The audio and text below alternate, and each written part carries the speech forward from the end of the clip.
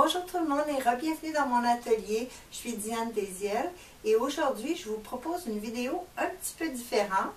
Je vais répondre à une question de Cappy Art qui me demandait comment transformer mon patron en patron de vêtements maternité.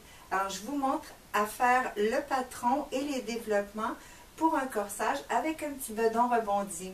Pour faire le patron d'aujourd'hui, ce que j'ai utilisé, c'est mon patron de chemisier que j'ai fait avec vous, simplement pour vous montrer qu'on peut partir d'à peu près n'importe quelle base de corsage qu'on a et en faire un patron de maternité.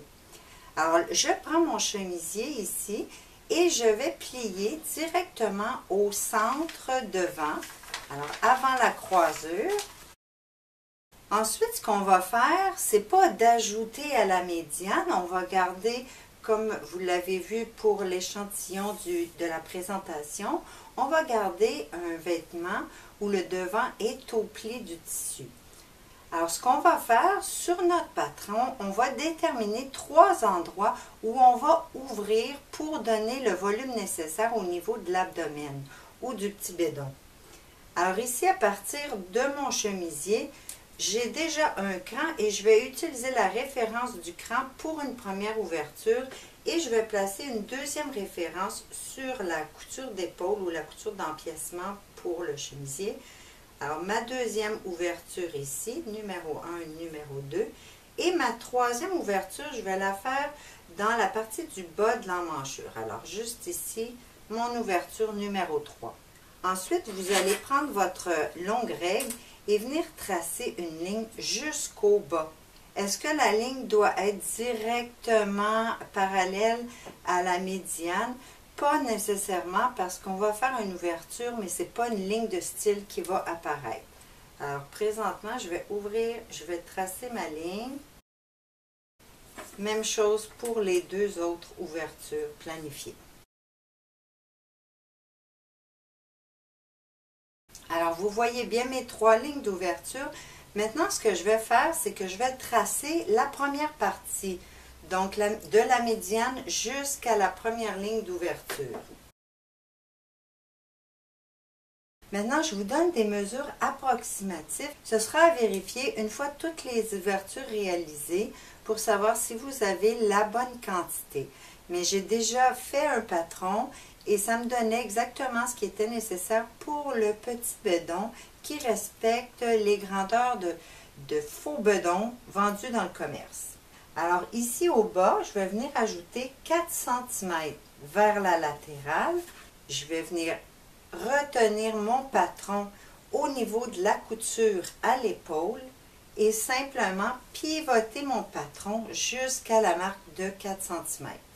Ensuite, je vais tracer de la première ouverture jusqu'à la deuxième ouverture au bas et à l'épaule.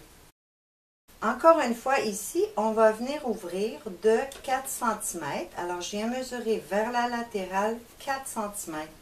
Même chose encore une fois, on retient à l'épaule à la ligne de couture et on fait notre deuxième pivotement. Maintenant, on vient tracer la troisième section. Alors, jusqu'au niveau de la troisième ouverture et jusqu'au niveau de la troisième ouverture en bas. On peut ensuite faire notre dernière ouverture, mais avant de la faire, je vous conseillerais de vérifier plus ou moins au niveau de la taille. Venez vérifier combien vous avez déjà. Moi, j'ai 5 cm, ce qui veut dire que chaque ouverture m'a donné environ 2,5 cm au niveau de la taille. Et pour le vêtement de maternité, j'aimerais bien obtenir environ 7,5 cm. Alors, une troisième ouverture devrait me donner la mesure nécessaire. Maintenant, pour la troisième ouverture, j'ajoute encore mon 4 cm. Je viens retenir le point de pivot à l'emmanchure, à la ligne de couture, et je fais mon troisième pivotement. Ensuite, vous allez retracer la dernière partie. Et ce que je vous conseille pour ajouter encore un petit peu plus, c'est de venir corriger la latérale en traçant une ligne droite du niveau de hanche jusqu'au niveau de sous-bras. Alors maintenant, on a une dernière petite chose à faire. Pour que le vêtement tombe droit en bas, on va venir lui ajouter, pour mon exemple, j'ai ajouté 4 cm. Mais c'est variable parce que mon bas de chemisier était déjà arrondi. Mais pour qu'il tombe au même niveau que le dos, je vais lui ajouter un autre 4 cm. Alors, j'ai tracé à l'équerre pour une certaine distance, environ 10 cm, et je vais pouvoir tout simplement rejoindre avec mon point de latéral. Et on va mettre les informations. Alors, c'est la médiane devant au pli, mon droit fil, et la pièce va être taillée une fois en tissu. Toutes les autres pièces de notre patron peuvent rester les mêmes, à part notre devant. Alors, le patron du devant est terminé, mais j'aimerais lui ajouter une petite information pour pouvoir poser l'élastique, comme dans l'échantillon que vous avez vu dans la présentation du vidéo. Alors, pour ce faire, vous allez reprendre votre chemisier du début et si vous l'avez fait avec moi, vous avez l'indication pour le niveau de l'apex. Alors, à partir de l'apex, je vais vous demander de venir vous faire une référence quelque part sur le contour. Vraiment, ça peut être n'importe où sur le patron. Une petite référence à 7,5 cm. On va venir percer notre patron suffisamment pour que notre crayon puisse passer. On va replacer notre chemisier sur le nouveau tracé, environ au centre de ce qu'on a développé. On va retenir à l'apex. Alors pour que ça tourne bien, j'ai simplement replié le bas et je vais pouvoir pivoter. Alors maintenant que vous avez le contour du sein, si vous voulez faire des découpes dans votre corsage, vous pourrez le faire en sachant exactement c'est où le bas du sein. Pour poser mon élastique, voilà ce que j'ai fait. Je suis venue tracer une ligne en équerre de la médiane qui touche le bas du sein de ma référence. Et j'ai dépassé environ jusqu'à la largeur. Alors ensuite, je suis venue mesurer ma ligne. Je l'ai multipliée par 2 pour avoir le total ou mon devant au complet. Ensuite, pour que l'élastique fasse un certain rentré, j'ai soustrait le tiers de la mesure, ce qui m'a donné la grandeur de mon élastique. Alors, pour poser l'élastique sur le patron, je vous conseille de venir faire des petites références. Alors, un petit poinçon à l'intérieur d'environ 3 mm. On va simplement placer nos petits points de référence sur l'envers de notre matière pour pouvoir poser l'élastique en étirant d'un côté à l'autre. Maintenant, si on regarde plus en détail, ce qu'on a fait, c'est qu'on a ouvert à plusieurs endroits.